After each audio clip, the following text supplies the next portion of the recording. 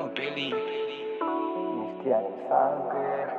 Take your beat back, make a Bailey.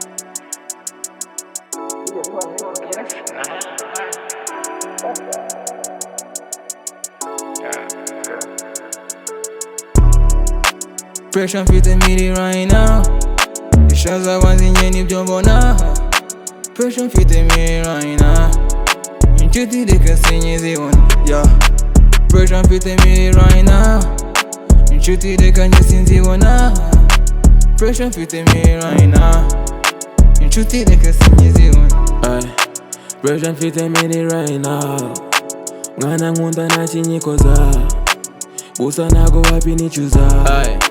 Icyo nzi nuko njye ngigiza. I left ni movie batekana inshinzi bitubwira ibindi. Shaza n'ingimbi mutima naraho finali n'irimbi. Musara butazi ku bitugu nkatira batavuga imari. Mene rivari pere peta katira ama street. Zino moves on is solo. Biggest flight mode is slow-mo. Yeah my nigga ndi nk'iporo. Check a picture bitch ngaho follow. Zino moves on is slow.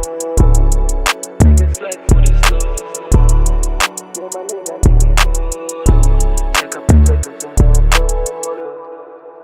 Pressure fit the midi right now. Ishaza wanzinye nibyobona. Pressure fit the midi right now. Inshuti dekasinye zibona. Yeah. Pressure fit the midi right now. Inshuti dekanye sinzibona. Pressure fit the midi right now. Right now. Inshuti dekasinye zibona. Yeah, need 100 milli right now. Freestyle shit, I do not ever write it down. I'm a gamble man, she talk too much, I way too petty. Anxiety killing my mind, working harder on the daily. Ain't even hit my prime, but I done passed these niggas already. I'm pissed, R. Kelly, kitchen sauce ready. One eye open when I'm sleeping like I'm Fetty Wap. I can't look at anyone cause I know I'm the one. No number two, I cannot feel like I've been losing.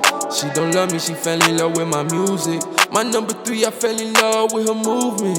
And she said she fell in love with Metro Boomin. No number two, I cannot feel like I've been losing. She don't love me, she fell in love with my music. My number three, I fell in love with her movement. She said she fell in love with Metro Boomin. Pressure fit the midi right now. Ishaza wanzinye nibyobona. Pressure fit the midi right now. Inshuti dekasinye zibona. Yeah. Pressure fit the midi right now. Inshuti dekanye sinzibona. Pressure fit the midi right now.